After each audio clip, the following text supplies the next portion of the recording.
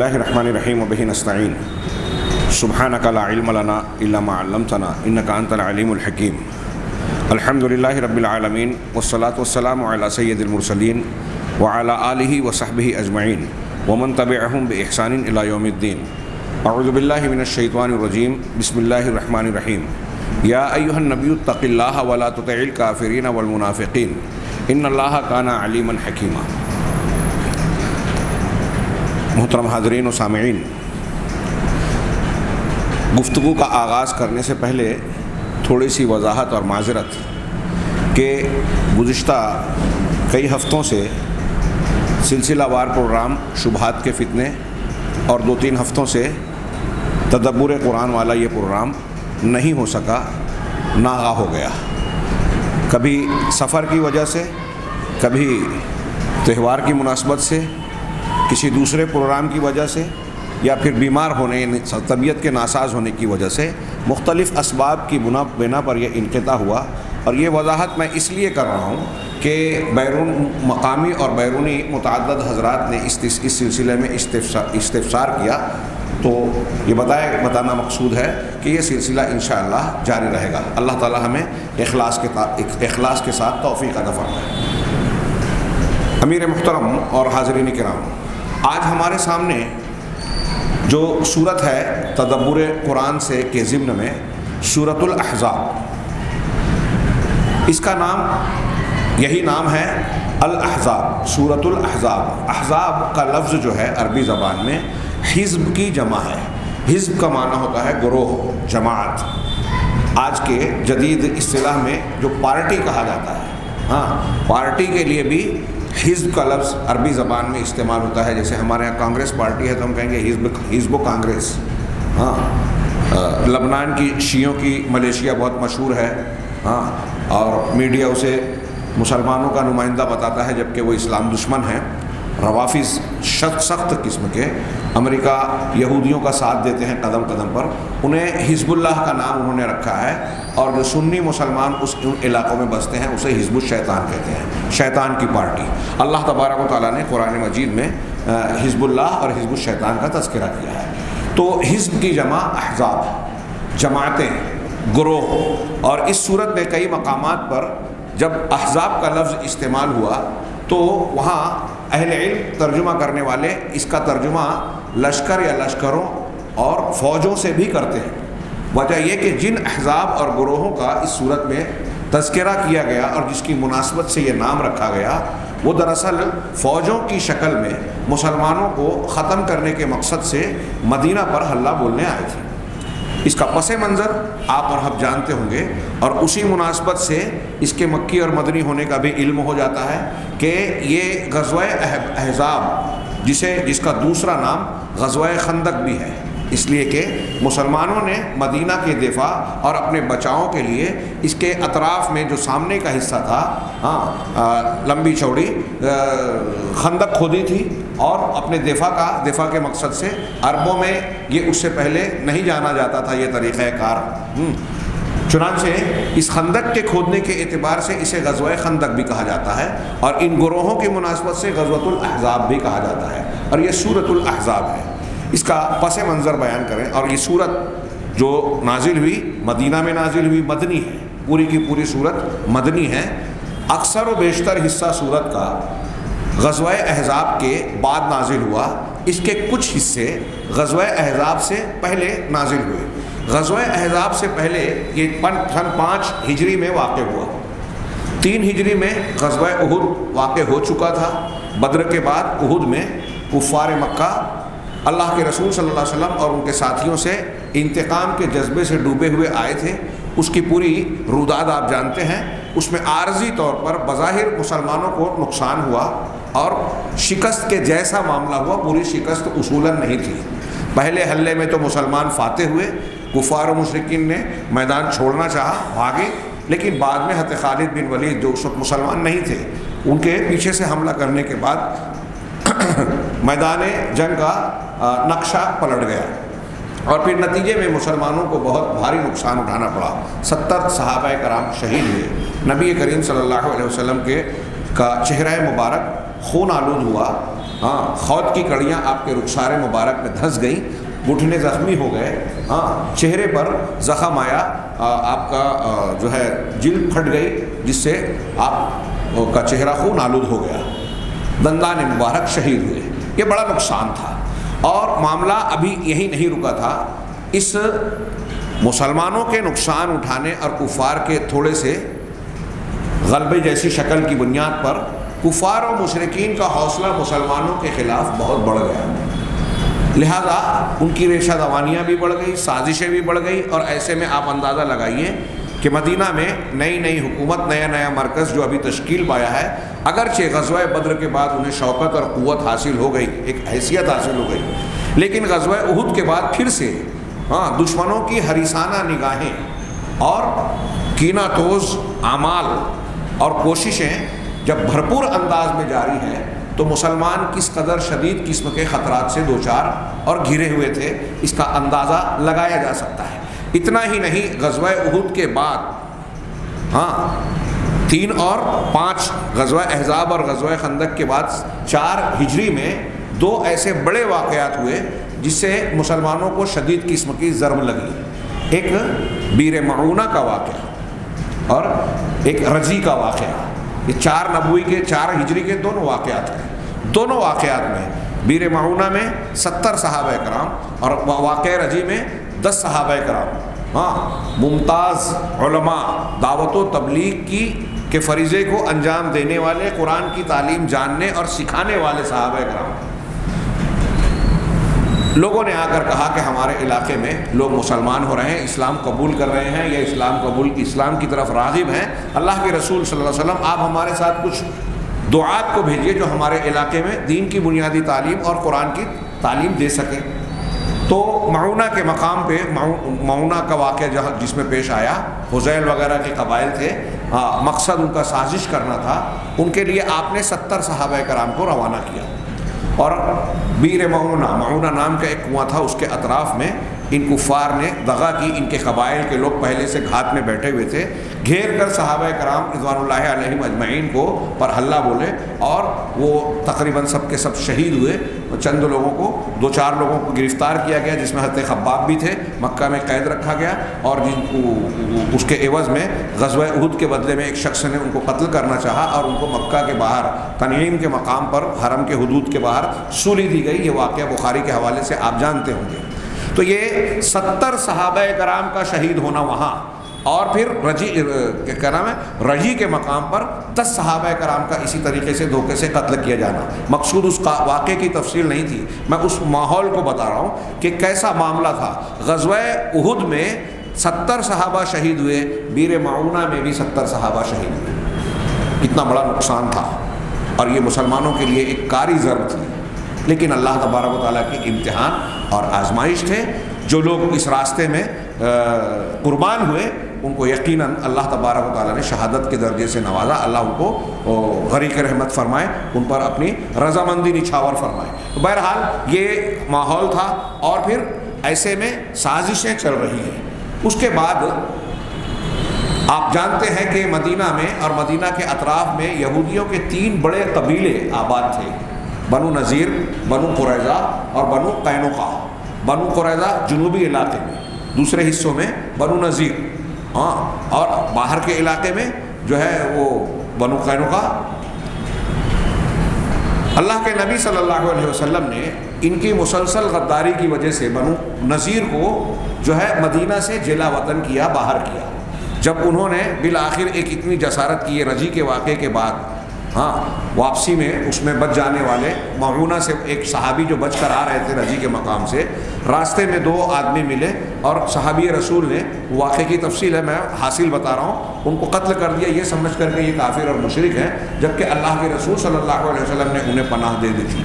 اب چونکہ آپ نے پناہ دے دی تھی، اس لیے آپ ان کی دیت ادا کرنے لگے، اور صحابی سے کہا کہ تم نے غلطی کی ان کو قتل کر کے۔ بہرحال ان کی دیت جمع کرتے ہوئے، چونکہ بنو نذیر خراج اور ٹیکس دیتے تھے مسلمانوں کو، تو ان سے خراج لینے کے لیے جب اللہ کے رسول صلی اللہ علیہ وسلم وہاں تشریف لے گئے تو انہوں نے سازش رچی اور آپس میں یہ پروگرام بنایا کہ نبی کریم صلی اللہ علیہ وسلم کو ایک دیوار کے پاس بٹھایا جائے اور پھر اوپر سے آپ کے دیوار کے اوپر سے آپ پر جو ہے چکی کا پارٹ گرا دیا جائے اور آپ کا قصہ ختم ہو جائے۔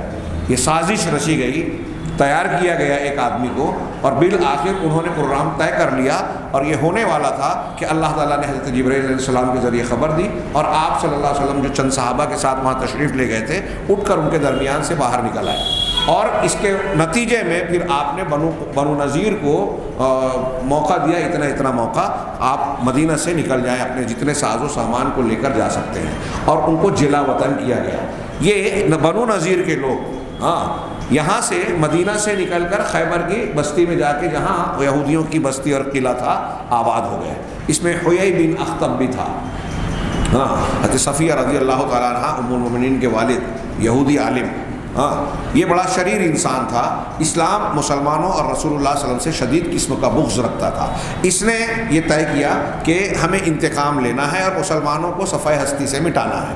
چنانچہ اس نے اپنا ایک وفد تیار کیا اور پہلے کفار مکہ سے جا کر ملا، ان سے خط و کتابت جو بھی کی، اور پھر ان کے پاس ان کا وفد جو گیا قبیلہ سفر کیا، پہلے قریش سے جا کر ملا اور کہا کہ اگر آپ آ کر مدینہ پر حملہ کرتے ہو تو یہودی قبائل اور ہم لوگ آپ کا بھرپور ساتھ دیں گے، اس کا آپ کو معاوضہ اور فلاں چیزیں دیں گے۔ قریش تیار ہو گئے۔ پھر بنو غطفان اور ان کے جو ذیلی قبائل تھے، حذیل وغیرہ، قبائل نجد، ان کو بھی جا کر ایک کو تیار کیا گیا۔ ان لوگوں کے نمائندے تیار ہوئے اور اس میں سر فہرست جو ہے حیی بن اخطب نے کردار انجام دیا۔ تو مختلف قبائل کو تیار کیا گیا مشرکین کے جو مسلمانوں کے خلاف تھے، اور سارے لوگوں نے حامی بھر لی، اور حامی بھر کر اس زمانے کے اعتبار سے ایک بہت عظیم الشان لشکر تیار کیا، جو ملتے ملاتے راستوں میں سب قبائل مل کر جب مدینہ کے قریب پہنچے تو 10,000 کی تعداد تک پہنچ گئے۔ اور اس وقت تو مسلمان مدینہ میں جو مرد حضرات تھے کل ملا کر اس میں 3,000 بنتے تھے۔ اب اس میں بھی کچھ بوڑھے، کچھ ضعیف، کچھ اپاہج ایسے لوگ شامل تھے۔ 3,000 کی تعداد اور وہ 10,000 یہ مسلمانوں پر حملہ بولنے کے لیے آئے۔ اللہ کے نبی صلی اللہ علیہ وسلم نے مشورہ فرمایا اور اطراف میں خندق کھودی گئی، سامنے کے حصوں میں جہاں سے راستے سے حملے کا امکان تھا، پیچھے سے پہاڑیاں تھیں، اور جنوبی حصے میں بنو قریظہ کا دوسرا یہودی قبیلہ آباد تھا، اس کا اللہ کے رسول اور مسلمانوں سے معاہدہ تھا، حلیف تھے وہ، لہذا بظاہر ان سے خطرہ نہیں تھا، لیکن بعد میں انہوں نے بدعہدی کی۔ یہ پورا جنگ کا غزوہ بدر، غزوہ احزاب کی تفصیلات پیش کرنا مقصود نہیں ہے، میں حالات کی سنگینی کا تذکرہ کر رہا ہوں جس کا تذکرہ اس صورت میں بھی کیا گیا۔ اور پھر اللہ تبارک و تعالیٰ نے اپنی مدد کا ذکر کیا کہ اس اللہ کی اس نعمت کو یاد کرو جب مختلف قسم کے گروہ اور لشکر تم پر ٹوٹے پڑ رہے تھے، حملہ آور ہو رہے تھے، اللہ تعالیٰ نے مدد فرمائی ایسے لشکر کے ذریعے جو تم دیکھ نہیں رکھ سکتے تھے، اور ان پر جو ہے تیز و تند ریح، ہوا، طوفانی ہوا بھیج دی۔ طوفانی ہوا یہ کافی دنوں تک محاصرہ کیے رہے، چھوٹ پوٹ جو ہے مٹ بھیڑ ہوتی رہی، دونوں طرف سے چند انگلی پر گننے والے 2-3 لوگ، 5-7 لوگ جو ہے اس میں کام آئے۔ مسلمان 1-2 شہید ہوئے، زخمی ہوئے تھے، اس میں غالباً حضرت سعد ایک تیر سے زخمی ہو گئے تھے۔ چند دنوں کے بعد اسی میں سعد بن معاذ رضی اللہ تعالیٰ عنہ، قریظہ کے معاملے کے بعد، بنو قریظہ کا معاملہ اور فیصلہ ہونے کے بعد ان کی شہادت ہوئی۔ انہوں نے تیر لگنے کے بعد دعا کی تھی کہ اللہ مجھے اس وقت تک زندہ رکھ جب تک کہ بنو قریظہ کا معاملہ نہ ہو جائے۔ وہ واقعہ اسی سے جڑا ہوا ہے، جنگ کے بعد پیش آیا۔ تو بہرحال اللہ تبارک و تعالیٰ نے تیز و تند آندھی سے مسلمانوں کی مدد کی۔ اس آندھی کے ذریعے کفار و مشرکین کے لشکروں کے خیمے اکھڑ گئے، ان کے خیموں کی لکڑیاں اکھڑ گئی، برتن بکھر گئے، سامان اور جو توشے تھے وہ ادھر ادھر بکھر گئے، خود وہ بھی اپنی جگہ پر ٹک نہیں سکے، جانور جو ہے وہ بدک کر بہت سارے بھاگ گئے۔ اس کی بنیاد پر ان کو محاذ چھوڑنا پڑا اور ہٹنا پڑا۔ اللہ تبارک و تعالیٰ نے یہ مدد فرمائی۔ اس پورے پس منظر میں مسلمانوں کے لیے درس و عبرت کا بہت سا سامان تھا۔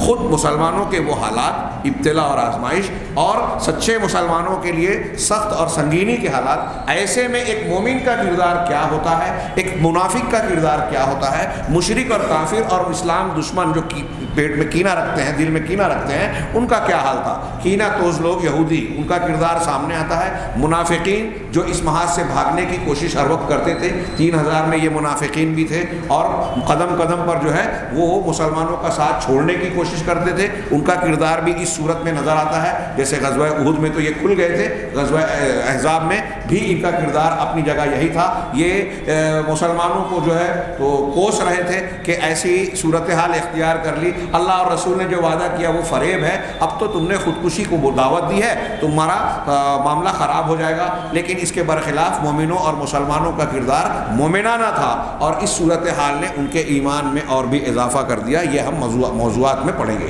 یہ سن 5 ہجری کا یہ واقعہ ہے۔ اس پس منظر میں یا اس کو بیان کرتے ہوئے سورہ احزاب کی بیشتر آیتیں اس کے بعد، اس واقعے کے بعد نازل ہوئی۔ کچھ آیتیں جو ابتدائی آیتیں ہیں وہ واقع جنگ احزاب یا جنگ خندق ہونے سے کچھ پہلے نازل ہوئی۔ تھوڑی تفصیل زیادہ ہو گئی، لیکن میں سمجھتا ہوں کہ غزوہ احزاب اور سورہ احزاب اور جنگ احزاب کے تعلق کو سمجھانے کے لیے شاید یہ بات ضروری رہی ہو۔ اسم سورۃ المبارکہ جیسا کہ واضح ہے کہ اس کا نام سورۃ الاحزاب ہے۔ مناسبت التسمیہ، اس سورہ کے سورۃ الاحزاب کہلانے کی کیا مناسبت ہے، اس نام کی کیا مناسبت ہے، وجہ ہے، تو انہوں نے ذکر کیا کہ لأن اللہ ذکر فیہا احزاب المشرکین۔ اس سورت کا نام سورۃ الاحزاب رکھنے کی وجہ یہ ہے کہ اللہ تبارک و تعالیٰ نے اس سورت میں مشرکین کے گروہوں، احزاب، پارٹیاں یا ان کے لشکروں کا ذکر کیا ہے۔ ومن شارکہم، اور ان کا جنہوں نے ان گروہوں میں شرکت کی، ان دما ارادو غزو المدینہ، جب انہوں نے مدینہ سے جنگ کرنے کا ارادہ کیا، مدینہ پر حملہ کر کے مسلمانوں کو مٹا دینے کا مقصد اختیار کیا، اور اس مقصد کے لیے وہ آئے، لیکن فردہم اللہ خائبین، اللہ تبارک و تعالیٰ نے انہیں ناکام و نامراد بنا کر واپس پلٹا دیا۔ یہ ان کے لیے بہت بڑی جو ہے ضرب تھی۔ غزوہ احزاب میں اپنی ناکامی، بہت خرچ کے 10,000 کا لشکر اس زمانے میں، خندق وہاں پہنچے، خندق دیکھ کر حیرت زدہ رہ گئے، وہ ان کے لیے معروف نہیں تھی، اور پھر طوفان کے ذریعے سے اللہ تعالیٰ نے مدد فرمائی۔ اس میں ہمارے لیے سبق ہے کہ اگر ہم اللہ کے دین پر قائم ہیں، مشقتوں پر استقامت سے ڈٹے رہتے ہیں اللہ تبارک و تعالیٰ کے دین پر مشقتوں کی حالت میں، تو اللہ کی مدد آتی ہے، اور اللہ کے لشکر کیسے کیسے ہیں۔ یہاں غزوہ احزاب میں اللہ تعالیٰ نے آندھی کے ذریعے مسلمانوں کی مدد کی۔ موافقت اول السورہ لآخرہا، عنوان جیسا کہ ان کا اسلوب ہے کہ سورت کے آغاز کا اس کے اختتامی مضمون سے تعلق یا دونوں کے درمیان ربط، تو پیش کر رہے ہیں کہ آغاز میں بالکل شروعات ہوتی ہے، پہلی آیت اللہ تعالیٰ نے ارشاد فرمایا یا ایھا النبی اتق اللہ، اے نبی اللہ کا تقوی اختیار کیجیے، اللہ سے ڈرتے رہیے، ولا تطع الکافرین والمنافقین، اور کافروں اور منافقوں کی تابع داری اطاعت مت کیجیے، ان کی بات مت مانیے، ان اللہ کان علیما حکیما، یقیناً اللہ تبارک و تعالیٰ علم والا، حکمت والا ہے، کامل علم والا اور بالغ حکمت والا ہے۔ یہ اس سے آغاز ہوا، تو پہلا حکم بالکل شروعات اس صورت کی ہوتی ہے نبی کو خطاب کر کے تقوی کا حکم سے، نبی صلی اللہ علیہ وسلم کو خطاب کر کے اللہ نے تقوی کا حکم دیا۔ اور صورت کے اخیر میں جو اختتام کے موقع پر پہنچتی ہے تو سورت کہتی ہے آخر کی آیتوں میں یا ایھا الذین آمنوا اتقوا اللہ وقولوا قولا سدیدا یصلح لکم اعمالکم ویغفر لکم ذنوبکم۔ اللہ تبارک و تعالیٰ نے جو ہے یہ ارشاد فرمایا کہ اے ایمان والو اللہ تبارک و تعالیٰ سے ڈرتے رہو، یا ایھا الذین آمنوا اتقوا اللہ وقولوا قولا سدیدا، اللہ سے ڈرتے رہو اور جچی تلی نپی تلی سچی درست بات کرو۔ سدید کا میں 2-3 ترجمہ کر رہا ہوں، ایسی بات جو بالکل سچی ہو، درست ہو، یعنی اس کو کہیں گے جچی تلی بات، نپی تلی بات، ایسی باتیں کہا کرو۔ تو بہرحال شروع میں نبی صلی اللہ علیہ وسلم کو خطاب کر کے تقوی کا حکم دیا، آخر میں ہم تمام مومنوں کو تقوی کا اور پھر اس کے ساتھ جڑی ہوئی بعض باتوں کا حکم دیا۔ تو دونوں طرف شروع میں بھی تقوی کا حکم، آخر میں بھی۔ وذالک لأن التقوی ہی الغایۃ المنشودہ، اس کی وجہ یہ کہ یہی تقویٰ وہ مقصود ہے جو مسلمانوں کے کامیابی کے لیے، دنیا اور آخرت کی سعادت کے لیے، سعادت کے لیے جو ہے مطلوب ہے، کھوئی ہوئی متاع ہے مسلمانوں کی۔ نشدہ کہتے ہیں کسی گمشدہ چیز کو تلاش کرنا، تو منشودہ کا لفظ استعمال کیا، ایسی چیز جس کی جستجو و طلب ہو، جو ہمارے مقصد کا حصہ ہو کہ ہم وہ چیز حاصل کرنا چاہتے ہیں۔ تو کھوئی ہوئی متاع مسلمانوں کے لیے یہی جستجو اور ڈھونڈنے کی چیز ہے، مقصد ہے۔ اسی کے ذریعے سے بندہ سعادت مند ہوتا ہے، اور اسی کی بنیاد پر زندگی نظم و ضبط سے آراستہ ہوتی ہے، زندگی منتظم ہوتی ہے، منظم ہوتی ہے۔ تقویٰ اگر نہیں ہے، آج ہمارے ہاں زندگی کے معاملات کو سنوارنے کے لیے لوگ کیا کیا محنت، کوشش اور تدبیریں اختیار کرتے ہیں۔ یہ ایک بنیادی بات، قرآن اور حدیث کی بار بار بار بار دہرائے جانے والی بات، تقویٰ اختیار کرو۔ تقویٰ اگر رہے گا تو زندگی کا ہر معاملہ ٹھیک ٹھاک ہوتا جائے گا۔ آج ہمارے یہاں بہت سارے مسائل ہیں، بہت جھگڑے ہیں، بہت اختلاف ہے۔ چھوٹا سا مسئلہ ہوتا ہے، ایک گھر میں باپ کی وفات ہو جاتی ہے، 2 نسلیں گزر جاتی ہے، حصہ بکرا نہیں ہو پاتا، مانتا ہی نہیں کوئی نہ کوئی، جس کے پاس جو ہے وہ قبضہ کرنا چاہتا ہے۔ ہر شخص دوسرے کے حصے پر حریصانہ نگاہ ڈال کر اپنے حصے سے زیادہ چاہتا ہے، اور اس مقصد کی بنیاد پر وہ تقسیم شرعی ہونے ہی نہیں دیتا، یا تو تقسیم ہی نہیں ہونے دیتا، یا اگر ہوتی ہے تو شرعی تقسیم نہیں ہو پاتی۔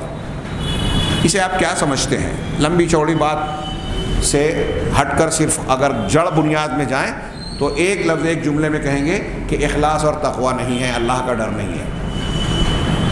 اللہ کا ڈر آ جائے گا، ساری جو 20 سال 25 سال 50 سال کا جھگڑا ہے نا، وہ 5 منٹ میں ختم ہو جاتے ہیں، 5 منٹ میں تقویٰ اخلاص آ جائے۔ جماعتوں کے جھگڑے، آپس کے مسئلے، انانیت بیچ میں آ کے رکاوٹ ڈال دیتی ہے، اور سالہ سال ایک مسئلہ بغض و اناد ختم نہیں ہوتا۔ مسلمانوں کے جتنے بھی مسائل ہیں، میں ایسا مانتا ہوں، عقیدہ رکھتا ہوں کہ آج ہمارے جو جھگڑے ہیں، مسئلے ہیں، یہ اس بات کی دلیل ہے کہ ہمارے دل میں تقویٰ نہیں ہے، کم ہے تو بہت کم ہے۔ ہم نے محدود کر لیا، کچھ چیزوں پر عمل کر کے اپنے آپ کو فریب اور تسلی دیتے ہیں کہ جنت ہمارے ہاتھ میں موجود ہے، ہم بہت نیک ہیں، اللہ ہمیں پسند کرتا ہے۔ اگر دولت مل گئی، کوئی نام مل گیا، کچھ شہرت ہو گئی، تو ہم سمجھتے ہیں کہ یہ جو نام اور شہرت ہو رہی ہے، یہ اللہ تبارک و تعالیٰ کی پسندیدگی کا نتیجہ ہے۔ میری باتیں لمبی ہوتی جائے گی۔ بہرحال سورت کا جو کہہ رہے ہیں ابتدا اور آخر تقوی کا حکم ہے، اور قرآن میں جا بجا کوئی بھی آپ حکم شریعت پائیں، لین دین کا، سود کی ممانعت کا، حرام سے منع کرنے کا، حلال کا حکم دینے کا، نماز، روزہ، حج، زکوٰۃ، جتنے بھی احکامات آپ کو قرآن میں ملیں گے، آگے پیچھے درمیان میں تقویٰ ساتھ میں ضرور ملے گا، کیونکہ تقویٰ دل میں ہوگا تو یہ ساری چیزیں ٹھیک ٹھاک رہے گی، اللہ کے یہاں قبولیت کے درجے کو پہنچے گی۔ قربانی میں تقویٰ نہیں ہے، قبول نہیں ہوگی۔ روزے میں تقویٰ نہیں ہے، روزہ نہیں رہے گا حقیقی معنی میں، اور بھوک پیاس کے علاوہ کوئی چیز نہیں حاصل ہوگی۔ ایسے ہی ساری عبادات کا معاملہ ہے۔ تو تقویٰ انسان کی زندگی کو بھی ٹھیک ٹھاک بناتا ہے، مسائل کو حل کرتا ہے، زندگی کی راہیں آسان بناتا ہے، اس کے اندر صبر، ضبط، قناعت، بہادری، جتنی بھی خوبیاں ہیں، یہ توحید، تقویٰ، اخلاص سے ہی آتی ہیں۔ آگے بڑھیں۔ المحور الرئیسی للسورہ، اس سورت کا مرکزی مضمون الاستسلام لامر اللہ و شرعہ، بہت ضرورت ہے، کہتے سب ہیں، مانتا کوئی بھی نہیں۔ اس سورت کا مرکزی موضوع یہ ہے کہ اللہ تبارک و تعالیٰ کے حکم اور اللہ تعالیٰ کی شریعت کی پوری تابعداری اختیار کی جائے، اس کے آگے سر جھکا دیا جائے۔ استسلام، فرما برداری، مان لینا، تسلیم کر لینا، سر جھکا دینا، یہ کئی ترجمہ کر سکتے ہیں آپ، معنی بیان کر سکتے ہیں۔ تو اللہ تعالیٰ کا جو بھی حکم ہے اور اللہ تبارک و تعالیٰ کی شریعت کے جو بھی احکامات ہیں، اس کے سامنے جھک جانا، اس کی فرما برداری اختیار کر لینا، یہ اس سورت کا مرکزی عنوان اور مرکزی موضوع ہے، اور اس میں پورے جو واقعات ہیں، تفصیلات ہیں، اس کا حاصل اور مرکز آپ کو یہی نظر آئے گا۔ مواضع السورۃ المبارکہ، اب اس سورت کے مختلف موضوعات، تعظیم و پہلا نمبر 1 انہوں نے ذکر کیا، تعظیم و مکانت النبی صلی اللہ علیہ وسلم عند اللہ و علو منزلتہ۔ پہلا مضمون جو اس صورت میں بکھرا ہوا ہے، مختلف موضوعات، اس میں سے ایک موضوع یہ ہے، مضمون اور موضوع، کہ اللہ کے پاس رسول اللہ صلی اللہ علیہ وسلم کے مقام اور مرتبے کی تعظیم اور بلندی۔ تعظیم یعنی بڑا بتانا، ہمیں اور آپ کو اور کائنات کو اس صورت میں یہ بتایا گیا کہ اللہ تعالیٰ کے پاس، اللہ تعالیٰ کے نزدیک محمد الرسول اللہ صلی اللہ علیہ وسلم کا مقام اور مرتبہ انتہائی عظیم ہے، انتہائی اعلیٰ ہے، اور قرآن و حدیث کے نصوص سے یہ ثابت ہوتا ہے کہ آپ سید المرسلین ہیں، رسولوں کے سردار، رسولوں میں بھی آپ کا درجہ بڑا ہوگا۔ میں جو یہ بات کہہ رہا ہوں، اس بات کو جب میں کسی کے سامنے یا مسلمانوں کے کسی مجلس میں کسی شخصیت سے بیان کروں تو سارے لوگ یہ کہیں گے کہ یہ تو ہم جانتے ہیں۔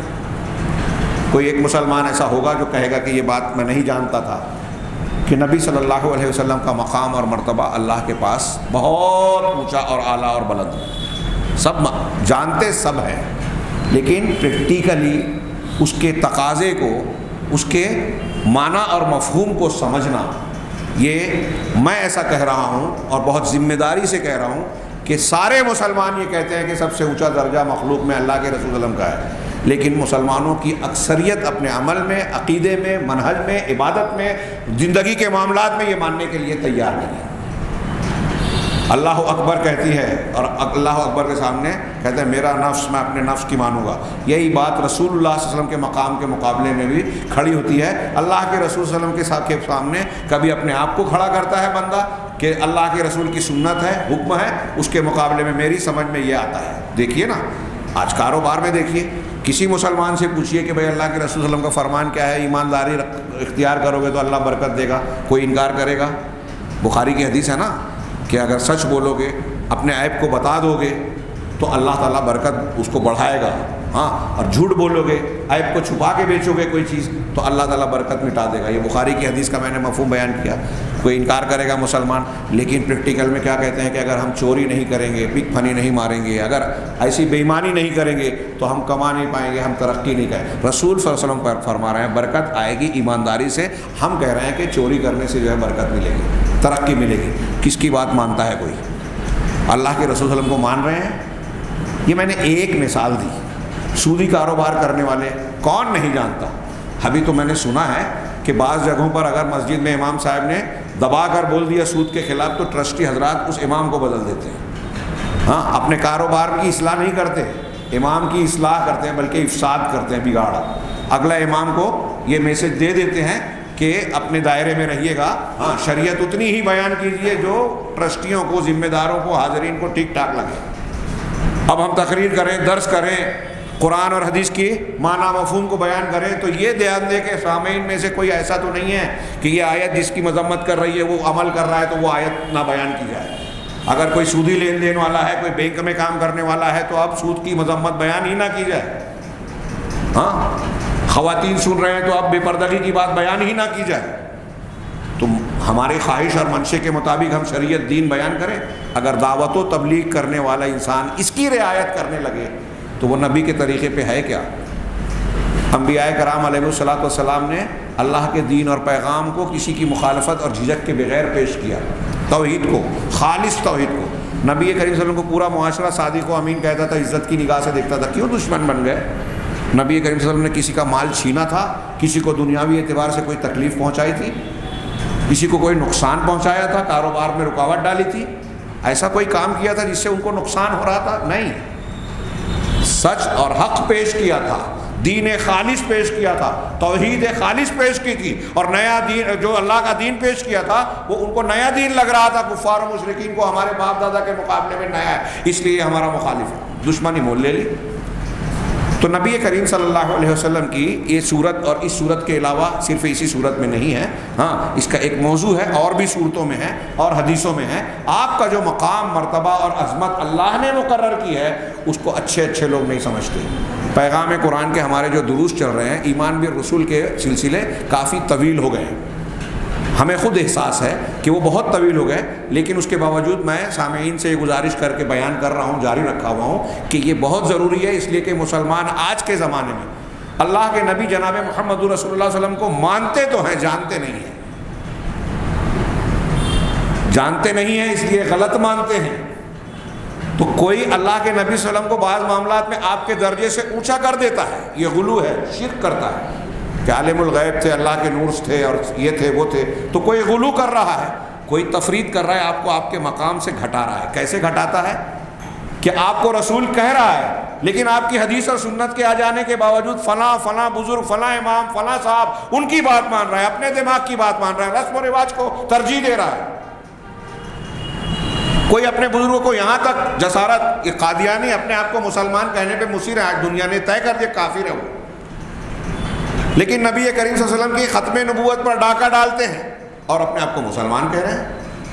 کتنی بڑی جفا ہے یہ، اہل جفا ہے، وہ اہل غلو ہے جو حد سے بڑھا رہے ہیں، اور یہ اہل جفا ہے جو حد سے گھٹا رہے ہیں۔ سنت کی اتباع، رسول سے محبت کا اعلان، دعویٰ اور نہ جانے کیا کیا، جو اللہ کے رسول صلی اللہ علیہ وسلم کی اتباع کی بات کر رہا ہے، شرکیات کا رد کر رہا ہے، اس کو گستاخ رسول کہہ رہے ہیں، اور قدم قدم پر رسول کی شان میں گستاخی کر رہے ہیں۔ میں کہہ رہا ہوں قدم قدم پر یہ محبت رسول کے دعوے دار رسول کی شان میں گستاخیاں کر رہے ہیں۔ ہاں، فجر کی نماز کے بعد ہمارے یہاں شرکیہ نعت اور کلام پڑھا جاتا ہے، کوئی کہہ سکتا ہے؟ ابھی وہ مضمون چھوڑیے، جانے دیجئے کہ وہ کیا پڑھتے ہیں غلط سلط، تھوڑی دیر کے لیے۔ یہ اللہ کے رسول کی سنت ہے، شریعت کی تعلیم ہے۔ فجر کی نماز کے بعد قرآن کی تلاوت کرنا، ان قرآن فجر کان مشہودا، قرآن کی تلاوت کرنی چاہیے۔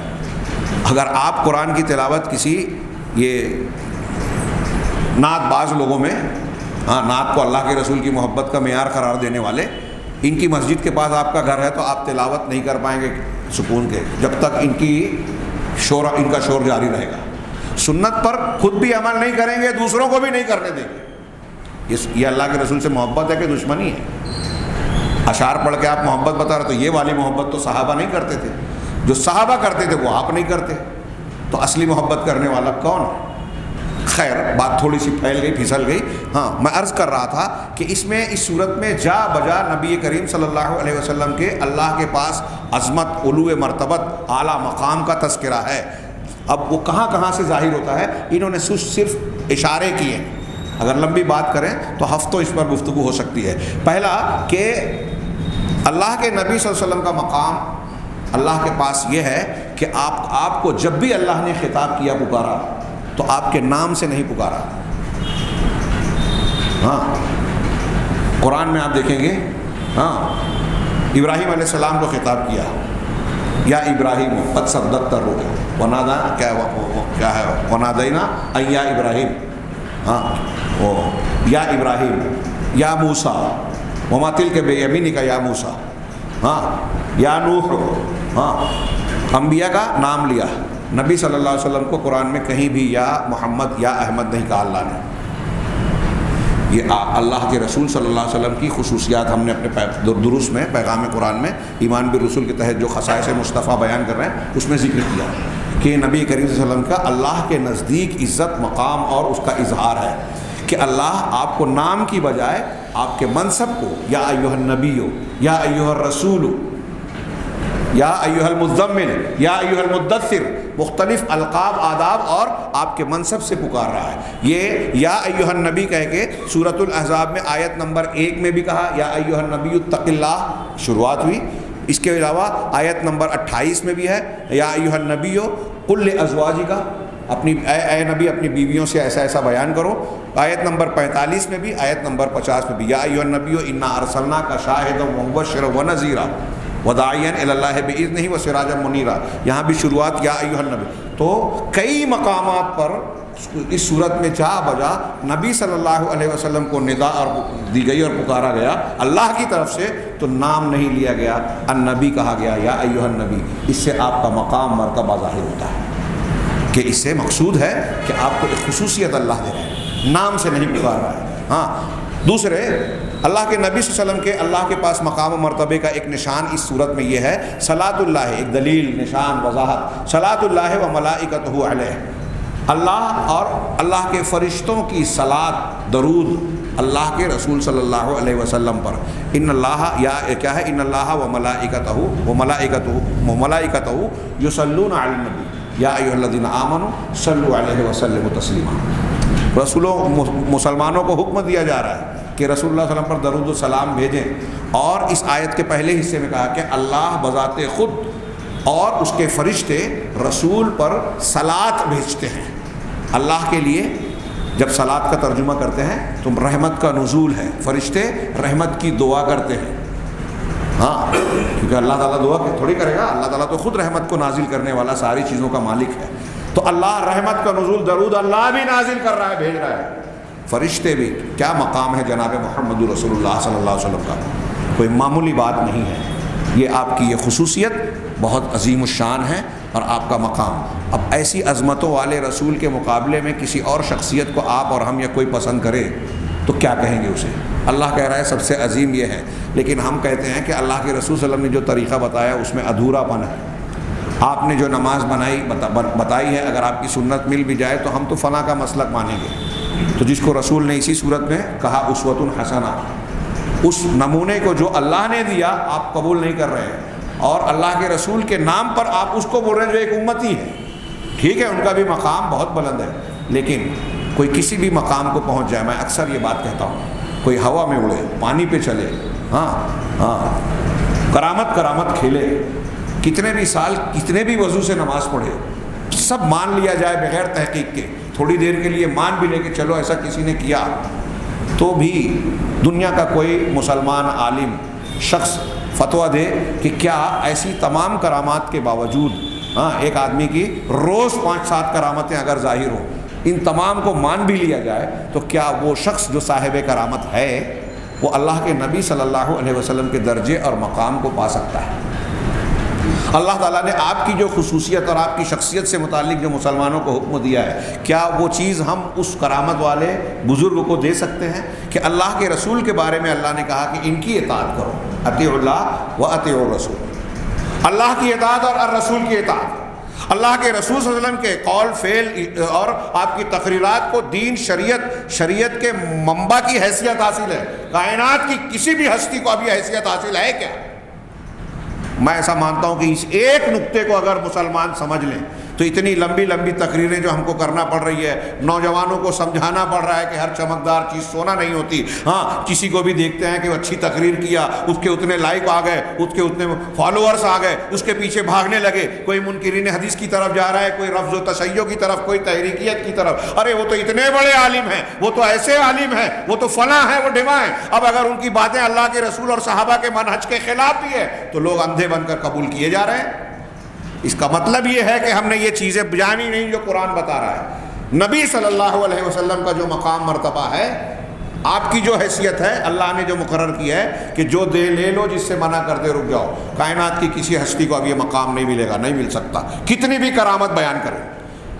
بلکہ جن کو نبی ماننے پر ہمارا ایمان ہے، حضرت موسیٰ علیہ السلام، حضرت عیسیٰ علیہ السلام، اگر حضرت موسیٰ اور عیسیٰ علیہ السلام کا کوئی قول ہمیں ملتا ہے حدیث رسول محمد صلی اللہ علیہ وسلم کے خلاف، ان کا قول اور ان کا قول ٹکرا رہا ہے، اب ہم یہ کہیں کہ حضرت عیسیٰ بھی تو پیغمبر تھے نا، محمد صلی اللہ علیہ وسلم، موسیٰ علیہ السلام بھی تو پیغمبر ہیں نا، ہم ان پر ایمان رکھتے ہیں پیغمبر کی حیثیت سے، لہذا ان کی بات کو مان کر ہم راستہ نکال رہے ہیں، نبی صلی اللہ علیہ وسلم کی سنت اور حدیث کو چھوڑ رہے ہیں. کسی ایک مفتی کو بتائیے جو معتبر مفتی ہو، چاروں مسلک، پانچوں مسلک میں سے نسبت رکھنے والا، وہ اس شخص کو ہدایت والا، سچا اور سچا مسلمان کہہ سکتا ہے کیا؟ تو اللہ کے رسول صلی اللہ علیہ وسلم کی بات کو چھوڑ کر موسیٰ علیہ السلام اور عیسیٰ علیہ السلام کی بات کو اختیار کریں. یہاں ہم جھگڑتے ہیں کہ فلاں امام نے یہ کہا ہے لہذا ہم تو امام کی مانیں گے، سنت نہیں مانیں گے. جو لوگ یہ کہہ رہے ہیں، ہمارے ہاں یہ کتنی کامن بات ہے، کتنی چھوٹی بات لگتی ہے، بہت چھوٹی بات لگتی ہے جو اختیار کی گئی ہے. امام شافعی رحمہ اللہ نے، میں ایک واقعہ بتاؤں، ایسے بہت وقت کافی زیادہ ہو چکا ہے، آج تو کچھ بات طویل ہو گئی. امام شافعی رحمہ اللہ نے ایک مرتبہ اپنی مجلس میں ایک حدیث بیان کی، حدیث رسول بیان کی. حاضرین شاگردوں میں سے ایک شخص نے ان سے پوچھا کہ شیخ یہ تو حدیث رسول ہے، آپ یہ بتائیں کہ آپ کا کیا موقف ہے؟ بولے مطلب کیا کہنا چاہتے ہو؟ کہ یہ تو، اس نے کہا کہ یہ تو حدیث ہے، آپ کیا کہتے ہیں اس مسئلے کے بارے میں؟ تو امام شافعی نے کہا کہ کیا تم نے مجھے ایسا پایا کہ میں کسی عیسائیوں کے چرچ اور کلیسا سے نکل رہا ہوں؟ کہا نہیں. کیا میرے گلے میں جنیو ہے جو مشرکین ڈالتے ہیں؟ کفار و مشرکین اپنے گلے میں پہنتے ہیں نا، جیسے ہندو لوگ پہنتے ہیں، موٹے موٹے موتی جیسے جو رہتے ہیں، مٹی کے رنگ کا، اس کو جنیو کہتے ہیں، زنار، عربی میں زنار. افی عنقی اطرافی عنقی زنارن، کیا تم میرے گلے میں، او کما قال، کیا تم میرے گلے میں زنار یعنی جنیو دیکھ رہے ہو؟ کیا میں کسی عیسائیوں کے کلیسا سے مطلب یہ کہ کیا تم مجھے مشرک یا عیسائی سمجھ رہے ہو کیا؟ اس نے کہا نہیں نہیں ایسا نہیں ہے. تو کہا جب میں مسلمان ہوں تو کیا میری یہ جسارت ہو سکتی ہے کہ نبی کریم صلی اللہ علیہ وسلم کی حدیث کے آنے کے بعد اس حدیث کے علاوہ میرا کوئی دوسرا قول ہو؟ اگر کوئی ایسا شخص ہے تو امام شافعی کہہ رہے ہیں کہ کسی مسلمان کے بارے میں یہ سوچ نہیں سکتے. اور آج ہمارے یہاں بڑے دھڑلے سے لوگ کہتے ہیں ٹھیک ہے وہ حدیث ہے لیکن ہمارے امام کا یہ قول ہے, ان کے پاس کوئی دوسری دلیل ہوگی. جو ہوگی گمان والی بات پر جو ہے رسول کی بات رد کر دی جاتی ہے. تو آپ نے رسول کو کیسے مانا, کیا مقام دیا؟ اللہ تعالیٰ نے جو مقام دیا ہے, میں یہ عرض کر رہا ہوں, یہ سمجھانا چاہتا ہوں کہ کوئی کتنا بھی بڑا بزرگ ہو جائے اس کی بزرگی کو ہم مان بھی لیں, ماننا بھی چاہیے. جو حقیقت میں ہے بزرگ, متقی پرہیزگار قرآن حدیث کو ماننے والے, ایسے لوگ بزرگ ہیں حقیقی. بدعتی لوگ بزرگ نہیں ہوتے. تو جو بزرگ ہے اس کی بزرگی کو ہم مانیں, لیکن رسول کا درجہ کسی کو نہیں دے سکتے. اور دیے تو گمراہی ہے, یہ پورا امت کا اس پر اتفاق ہے. کیا رسول کی گدی, منصب, کرسی اور آپ کی حیثیت کسی اور کو دے سکتے ہیں؟ وہ مقام دے سکتے ہیں جو اللہ تعالیٰ یہاں دے رہا ہے رسول اللہ صلی اللہ علیہ وسلم کو؟ کسی کو نہیں. آگے ہم بڑھتے ہیں. جعلہ القدوۃ الحسنہ للمؤمنین. اسی صورت میں اللہ تبارک و تعالیٰ نے مسلمانوں کے لیے نبی صلی اللہ علیہ وسلم کو قدوہ حسنہ, مومنین کے لیے قدوہ حسنہ, اسوہ حسنہ یا بہترین نمونہ بنایا. یہ قرار دیا کہ لقد کان لکم, اسی صورت کی آیت ہے, لقد کان لکم فی رسول اللہ اسوۃ حسنہ لمن کان یرجو اللہ والیوم الآخر وذکر اللہ کثیرا.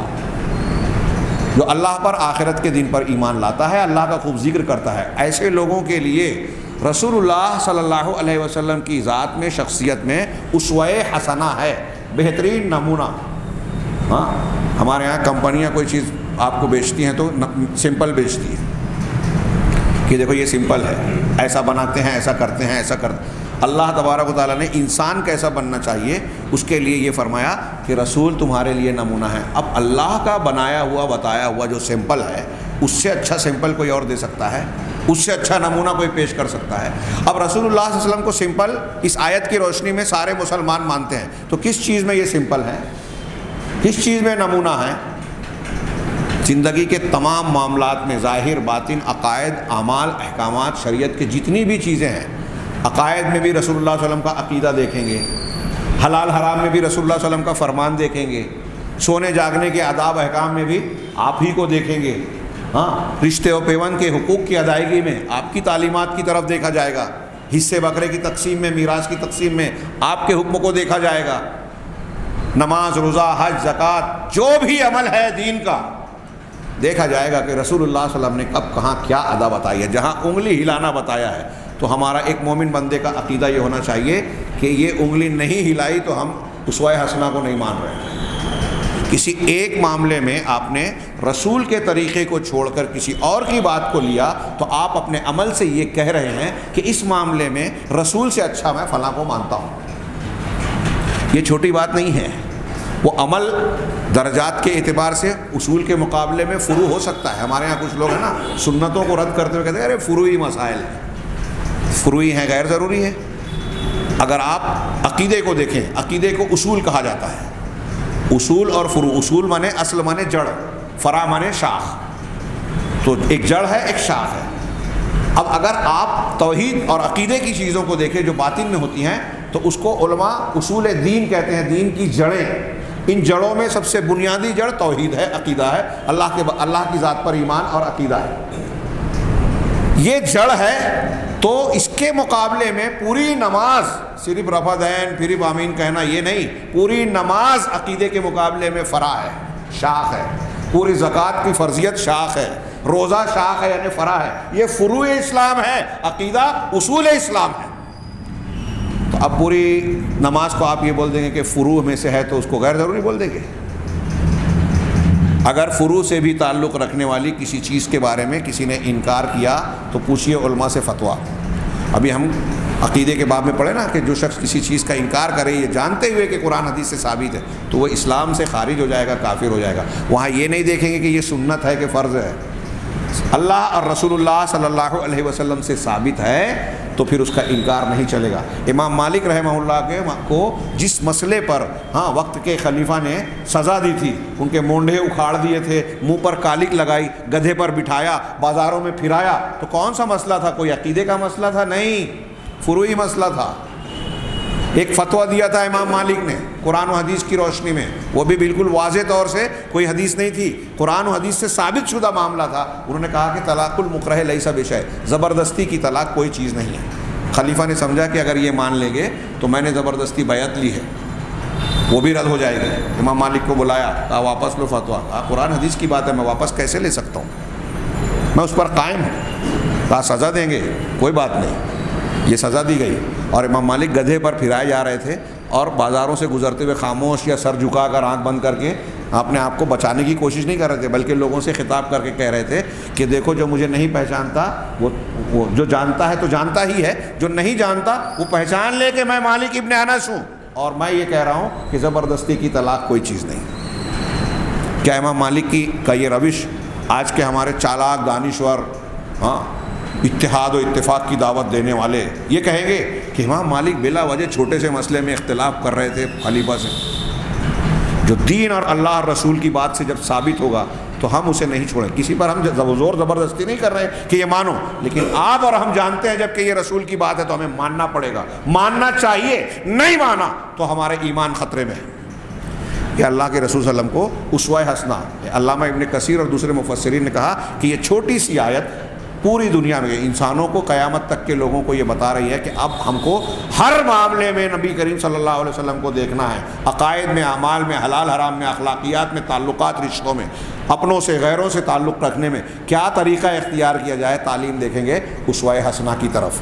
آپ کو جب اللہ تعالیٰ نے اسوۃ حسنہ کہا ہے تو اب ہم اپنی طرف سے بنائیں کہ اللہ نے تو ان کو اسوہ حسنہ کہا ہے، میرے پیر صاحب جو ہے وہ بہت بھاری ہیں، وہ اس کو ہم مانیں گے، ان کی ہر بات مانیں گے۔ اور پھر پیر صاحب جب بیعت لیتے ہیں تو کہتے ہیں کہ قال اللہ قال رسول، اللہ نے کہا، رسول نے کہا، یہ ذہن سے کھرچ دو، ہماری بات ماننا پڑے گی۔ جب تم سلسلہ طریقہ تو سلوک میں آ رہے ہو تو ہماری بات مان۔ کتنی بڑی جہالت اور بڑی بات ہے یہ جو میں بات بیان کر رہا ہوں۔ شبہات کے فتنے میں کچھ تفصیل آئے گی۔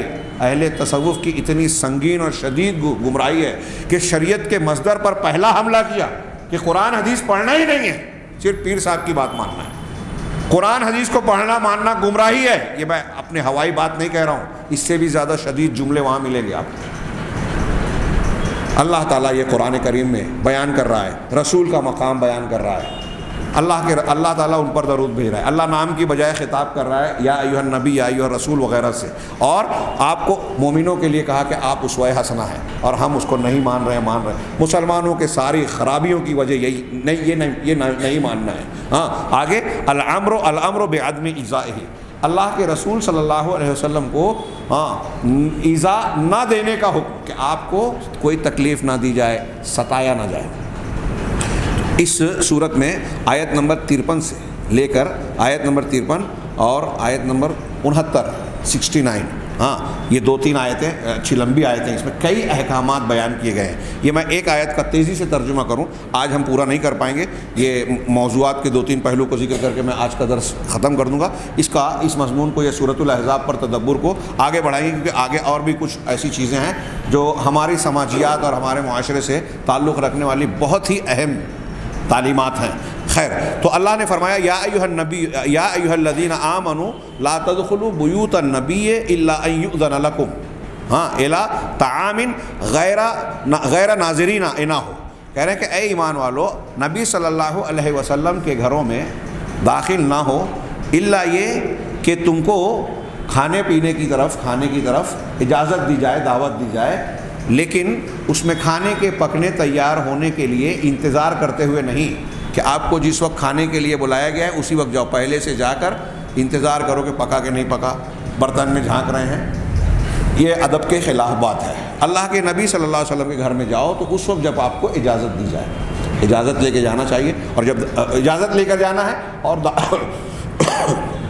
دعوت دی جائے تو دعوت خود اجازت ہے۔ کہہ رہے ہیں وَلَٰكِنْ إِذَا دُعِيتُمْ فَادْخُلُوا، جب اجازت ملے تب جاؤ، لیکن جب دعوت دی جائے تو پھر داخل ہو جاؤ۔ فَإِذَا طَعِمْتُمْ فَانْتَشِرُوا، جب کھانا کھا چکو تو پھر بکھر جاؤ، گھر سے نکل جاؤ. ہاں ولا فَانْتَشِرُوا ولا کیا ہے مستأنسین لحدیث، آپس میں بات چیت میں مشغول رہتے ہوئے وہاں ٹکے مت رہو. کھانا کھا لیا، دعوت مکمل ہو گئی تو نکل جاؤ. اب کھانے پینے کے بعد بات چیت، یہ کچھ واقعات ہیں، اس کے پس منظر ہیں. ہاں اور نبی کریم صلی اللہ علیہ وسلم اپنے کریمانہ اخلاق کی بنیاد پر کہہ نہیں پاتے تھے. آج بھی ہمارے یہاں بہت سارے لوگوں کے یہاں یہ غور و فکر کا پہلو ہوتا ہی نہیں ہے کہ آپ دواخانے میں گئے ہیں، کسی کے گھر میں گئے ہیں، مجلس میں ہیں، یا کوئی اور ایسی مناسبتیں رہتی ہے تو اس بات کا اچھے لوگ خیال نہیں کرتے کہ ہمارے اس رویے سے سامنے والے کو کوئی تکلیف ہو رہی ہے، لیکن وہ بول نہیں رہا ہے اخلاقاً. ہاں یہ اخلاقیات کا حصہ ہے. ایک مسلمان کو اس سلسلے میں بیدار ہونا چاہیے. نبی کریم صلی اللہ علیہ وسلم نے یہ بات نہیں کہی، لیکن اللہ نے کہا اور آگے فرمایا کہ ان ذالکم کان یؤذی النبی صلی اللہ یؤذی النبی فیستحیی منکم، یہ چیز جو ہے نبی صلی اللہ علیہ وسلم کو ایذا دیتی تھی، تکلیف میں مبتلا کرتی ہے، لیکن وہ شرماتے ہیں، ان کو حیا اور شرم لاحق ہوتی ہے، بول نہیں پاتے. ہاں اور کیا ہے واللہ لا یستحیی من الحق، لیکن اللہ کا معاملہ ایسا نہیں ہے، اللہ حق کو بیان کرنے سے شرماتا نہیں ہے. ہاں وَإِذَا کہہ رہے واللہ لا یستحیی من الحق وَإِذَا سَأَلْتُمُوهُنَّ مَتَاعًا فَاسْأَلُوهُنَّ مِنْ وَرَاءِ حِجَابٍ، اور جب آپ عورتوں نبی کریم صلی اللہ علیہ وسلم کی ازواج مطہرات سے کوئی چیز سامان مانگنا ہو تو حجاب اور پردے کی آڑ سے مانگو. ذالکم اطہر لقلوبکم وقلوبہن، دیکھیے آداب بتایا نبی کے گھر کا خصوصی اہتمام کہ آپ کے گھر میں بلا اجازت نہ جائیں، دعوت دی جائے تب جائیں، کھانا کھا لیں، کھانا کھا کے ٹکے نہ رہیں، بیٹھے مجلس نہ جمائیں، بات چیت میں مشغول رہتے ہوئے وہاں رکے نہیں، نکل جائیں. اس سے نبی صلی اللہ علیہ وسلم کو تکلیف ہو سکتی ہے، ہوتی ہے. اور پھر یہ کہا کہ اگر ان کی اللہ کے رسول کی ازواج مطہرات سے آپ کو کچھ طلب کرنا ہے، کوئی چیز مانگنا ہے تو پردے کی آڑ سے مانگا جائے. ہاں یہ تمہارے دلوں کے لیے اور کے لیے بھی پاکیزگی کا سامان ہے، بہتر ہے پاکیزگی کے لیے، صفائی کے لیے، اور ان کے عورتوں کے امہات المومنین کے دلوں کے لیے بھی. وَإِذَا سَأَلْتُمُوهُنَّ یہ ہو گیا ما کان لکم ان تؤذوا رسول اللہ صلی اللہ علیہ وسلم، تمہارے لیے یہ قطعی طور سے ٹھیک نہیں ہے، درست نہیں ہے، جائز نہیں ہے کہ تم رسول اللہ صلی اللہ علیہ وسلم کو ایذا دو، آپ کو ستاؤ، کوئی بھی ایسی حرکت کرو جس سے رسول اللہ صلی اللہ علیہ وسلم کو تکلیف پہنچے، یہ جائز نہیں ہے. حالانکہ صحابہ کرام عمومی طور پر جنرلی اللہ کے نبی صلی اللہ علیہ وسلم کو تکلیف دینے والے تھے بھی نہیں. ہاں جیسی محبت انہوں نے کی ہم بار بار سنتے ہیں، پڑھتے ہیں، دنیا میں کائنات میں کسی محبت کرنے والے نے نہ کی اور نہ کر پائے گا. آپ کی طرف آنے والے تیروں کو ہاتھوں پر لینا، اپنی جان کے جاتے وقت اس بات کی تمنا کرنا کہ کاش مجھے ایک نہیں بہت ساری جانیں ملی ہوتی، سب قربان کر دیتا، لیکن یہ گوارا نہیں کہ رسول اللہ صلی اللہ علیہ وسلم کے پیر مبارک میں، آپ کے قدم مبارک میں ایک کانٹا چوب جائے. ایسی محبت، اور ایسے کتنے نمونے ہیں محبت رسول کے. ہجرت کے واقعے کو ابھی آپ پڑھیے، ابوبکر صدیق، حضرت علی، حضرت عثمان، حضرت اور دیگر صحابہ کرام کے بے شمار واقعات. لیکن یہ چیزیں ایسی ہیں جو احکام کی شکل میں مسلمانوں کو بتائی گئی کہ بعض چیزیں ایسی ہیں کہ ہماری توجہ نہیں جاتی، لہذا توجہ دینا چاہیے اور اس بات سے چوکنا رہنا چاہیے کہ کوئی چیز ایسی نہ ہو جس سے رسول کو تکلیف ہو. اب اللہ کے رسول صلی اللہ علیہ وسلم کی شخصیت دنیا میں موجود نہیں ہے، لیکن آپ کی مخالفت کرنا، آپ کی سنتوں کی مخالفت کرنا، یہ آپ کی شان میں گستاخی ہے، آپ کے مقام کے تعلق سے جو ہے بے ادبی ہے، آپ کے مقام کو نہ سمجھنا ہے. آج کے مسلمان بھی ایسی گستاخیاں کر رہے ہیں. ایسے کام نہ کرو جس سے رسول اللہ صلی اللہ علیہ وسلم کو تکلیف ہو. یہ قرآن کا معنی ہے، قرآن کی آیت ہے وَلَا أَن تَنكِحُوا مِنْ أَزْوَاجِهِ مِنْ بَعْدِهِ أَبَدًا، اور ایسا بھی نہ کرو کہ آپ کی وفات کے بعد کبھی بھی تم ان کی بیویوں سے، ازواج مطہرات سے نکاح نہ کرو. یہ حرام قرار دیا گیا کہ وہ یہ عورتیں اللہ کے نبی صلی اللہ علیہ وسلم کی جو بیویاں ہیں، اسی صورت میں کہا کہ یہ مومنوں کی مائیں ہیں. ہاں اب جب مائیں ہیں اور کوئی نکاح کر لے تو ظاہر سی بات ہے کہ ماں کا احترام باقی نہیں رہے گا. لہذا وہ مائیں ہیں، تو نبی صلی اللہ علیہ وسلم کی وفات کے بعد بھی ان کا کسی اور سے نکاح کرنا جائز نہیں ہے۔ اس میں نبی کریم صلی اللہ علیہ وسلم کے حقوق کی کیسی تفصیل بیان کی اللہ تبارک و تعالیٰ نے۔ ہاں، آگے فوائد اللطائف میں ایک چیز بڑی پیاری انہوں نے بیان کی کہ قرآن میں ایک ایسے گناہ کا ذکر ہے جسے دنیا میں کبھی، جو دنیا میں واقع نہیں ہوا، لیکن وہ گناہ ہے، لیکن کوئی کیا نہیں اور اب کوئی کر بھی نہیں سکتا۔ وہ کون سا گناہ ہے؟ نبی کی کسی بیوی سے نبی کے بعد شادی کرنا۔ یہ گناہ دنیا میں ہوا نہیں ہے، یہ اس آیت میں ذکر کیا گیا ہے کہ ایسا نہیں کر سکتے، مطلب کوئی کرے گا تو گناہ کرے گا، یہ گناہ واقع نہیں ہوا ہے۔ تواعد، آخری اللہ کے نبی صلی اللہ علیہ وسلم کے تعظیم کے جو علامتیں یا احکامات ہیں اس میں تواعد من آداہ بالعذاب المبین، کہ جو بالعذاب المہین، اہانت سے، ہاں، کہ جو شخص اللہ کے نبی صلی اللہ علیہ وسلم کو ستائے، یہاں قوس میں ایک لفظ لگا لیجئے، گستاخی کرے، گستاخ رسول ہو، جو گستاخ رسول ہوگا، رسول اللہ صلی اللہ علیہ وسلم کو ستانے والا آپ کی حیات طیبہ میں ہو اور پھر آپ کے حیات طیبہ کے بعد آپ کی شان میں گستاخی کرنے والا ہو، تو اللہ تعالیٰ نے اس شخص کو عذاب عظیم نہیں، عذاب مہین کی دھمکی دی ہے۔ یہ مہین میں مزید ایک بہت بڑی سزا ہے، سزا کے ساتھ ساتھ اہانت، بے عزتی بھی ہے، کہ جو اللہ نے جسے اتنی عزت سے نوازا، آپ اس کی شان میں گستاخی کر رہے ہو، تو اس گستاخی کا نتیجہ ہے کہ آپ کو بھی ذلیل کیا جائے۔ ایسے تکبر کرنے والا قیامت کے دن چونٹی کی شکل میں بنایا جائے گا کہ دیکھو تو بڑا بنتا تھا، اللہ نے تجھ کو چھوٹا بنا دیا۔ انما الجزاء من جنس العمل، عربی کا ایک قرآن و حدیث کی روشنی سے ایک قاعدہ بنا کہ جزا، بدلہ عمل کی جنس سے ہوتی ہے، جس کو ہم اردو زبان میں، محاورے کی زبان میں کہہ سکتے ہیں جیسے کو تیسا، جیسا عمل ہے بدلہ اللہ ویسی ہی سزا دے گا یا ویسا ہی بدلہ دے گا۔ تو جو شخص اللہ کے رسول صلی اللہ علیہ وسلم کو ستاتا ہے، ہاں، اس کو عذاب مہین کی دھمکی دی گئی۔ چنانچہ سورہ احزاب کی آیت نمبر 57 میں اللہ کا ارشاد ہے، ان الذین یؤذون اللہ ورسولہ، جو لوگ اللہ اور اس کے رسول کو ایذا پہنچاتے ہیں، اللہ کو ایذا پہنچتی نہیں ہے لیکن ایذا کی کوئی بات کہہ رہے ہیں، اللہ کا کوئی نقصان ہوگا؟ اگر کسی نے اللہ کی شان میں کوئی گستاخی کی تو اللہ کا کچھ بگڑے گا؟ نہیں بگڑے گا۔ یہ جو میں تعویل کر رہا ہوں، وضاحت کر رہا ہوں، یہ علماء نے جو اس حدیث قدسی میں بھی کہ ابن آدم مجھ کو گالی دیتا ہے، ہاں، وہ زمانے کو برا بھلا کہتا ہے اور میں ہی زمانہ ہوں، کیونکہ میں ہی دن اور رات کو پلٹتا پھرتا ہوں، تو مجھ کو گالی دیتا ہے۔ یؤذینی ابن آدم، اس میں حدیث قدسی میں ابن آدم مجھے تکلیف دیتا ہے، تو یہ ہمارے سمجھانے کے اعتبار سے تکلیف دینے والی بات کہنا مراد ہے۔ اللہ کو حقیقت میں کوئی تکلیف پہنچتی ہے؟ نہیں، کوئی پہنچا سکتا بھی نہیں۔ خیر، تو جو اللہ اور اس کے رسول کو اذیت دیتے ہیں، ستاتے ہیں، آج بھی اس آیت کا اطلاق اہل علم نے فرمایا کہ جو رسول کی شان میں گستاخی کرے اس کے لیے یہ شامل ہوگی۔ تو اس کے لیے کیا ہے؟ لعنہم اللہ فی الدنیا والآخرہ، وہ دنیا اور آخرت میں اللہ نے اس پر لعنت کی، وہ اللہ کی رحمت سے محروم ہونے والا ہے۔ وہ کتنا بھی ٹی وی چینل پہ ادھر ادھر آئے، سلمان رشدی، تسلیمہ نسرین کو دیکھیے کتنی عزت ہے، آج اللہ نے ان کو ملعون بنا دیا۔ ہاں، تو اللہ نے اور رسول نے، پوری انسانی تاریخ میں دیکھ لیجیے اللہ کے رسول کے دور سے لے کر آج تک گستاخ رسول کی شان کا کے انجام کیسے ہوئے ہیں۔ اگر توبہ نہیں کی اور اسلامی حکومت ہوگی تو اس کی سزا قتل ہے، بالکل واضح اور صاف انداز میں، اور قرآن سے بھی ثابت ہے، حدیث سے بھی ثابت ہے، اجماع صحابہ سے بھی ثابت ہے، اہل سنت والجماعت کے معتبر علماء کے اجماع سے بھی ثابت ہے، عقل سے بھی ثابت ہے، فطرت سے بھی ثابت ہے، دنیا کے قانون سے بھی میں کہتا ہوں ثابت ہے۔ دنیاوی قوانین میں آج ہم دیکھتے ہیں کہ جس ملک میں جس مذہب کے ماننے والے یا جس برادری کے لوگ زیادہ ہوتے ہیں اس کی بڑی شخصیت کر کوئی اگر کیچڑ اچھالتا ہے تو اس کے سزا کے طریقے ہیں۔ عیسائیوں کے مذہب میں اکثر برطانیہ اور یورپ کے مذہب ڈیفیمیشن کا کیا کہتے ہیں، وہ ایک قانون ہے۔ حضرت عیسیٰ علیہ السلام کی شان میں گستاخی کرنے والے کے لیے سزا پہلے پھانسی تھی، ابھی عمر قید کی سزا آج بھی ہے۔ تو پھر محمد رسول اللہ صلی اللہ علیہ وسلم کی شان میں گستاخی کرنے والوں کو قتل کی سزا دینا کون سا غلط ہے؟ ہاں، کس بنیاد پر وہاں رکھی گئی ہے، وہ ساری بنیاد یہاں موجود ہے، اس کی تفصیل کسی اور موقع پر۔ یہاں میں عرض کر رہا ہوں کہ اللہ تعالیٰ نے کہا کہ دنیا میں بھی وہ لعنتی ہوتا ہے اور آخرت میں بھی اللہ کی رحمت سے مرحوم ملعون ہوگا۔ ہاں، اور اس کی مثالیں آپ پڑھیں۔ ایک ایسا بھی شخص تھا جو اللہ کے رسول صلی اللہ علیہ وسلم پر ایمان لانے کے بعد عیسائی واپس ہوا اور کہا کہ یہ جو قرآن پیش کر رہے ہیں میں نے ان کو سکھایا تھا، تو اس کی موت واقع ہوئی، وہ سازش کے تحت ہو رہا ہوگا۔